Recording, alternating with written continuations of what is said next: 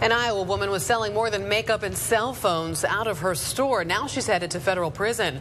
Mary Ramos will spend 5 years behind bars instead of that maximum 80 years for selling synthetic drugs with names like Mr. Nice Guy for human consumption. KWWL's Justin Andrews was inside the courtroom today. Justin. Yeah, Amanda, inside the courtroom, shackled. Ramos apologized, claiming she didn't sell these items as drugs, but a judge saw differently, giving her 5 years behind bars for selling, quote, a substantial amount of synthetic drugs. 2 individuals were selling synthetic drugs, popularly known as K2 and bath salts. Those 2 people, a mother and son duo, Mary Ramos and her son Earl E.J. Ramos, will be spending time behind bars. On Monday, inside a courtroom, the judge sentenced Mary Ramos to 5 years in prison, followed by 3 years of supervised release.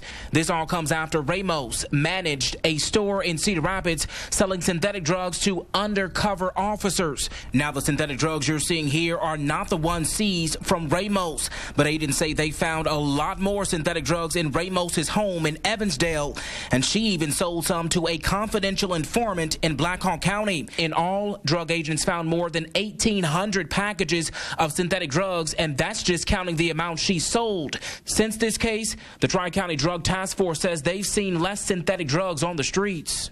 We've had a dramatic decrease in the amount of reports that we've had, and as far as the usage amongst the synthetics in the Waterloo area. As for Ramos's son, he too managed a store in Waterloo. He was sentenced last year to 4 years and 9 months in prison, also followed by 3 years of supervised release. State and local leaders have very strong words when it comes to getting these dangerous designer drugs off the streets in Iowa. We will identify you, we will hunt you down, and we will prosecute you to the full extent of the law.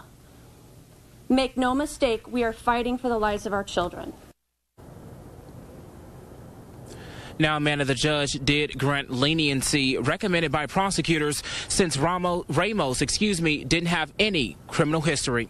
We've got you covered live tonight. I'm Justin Andrews, KWWL News. All right, Justin.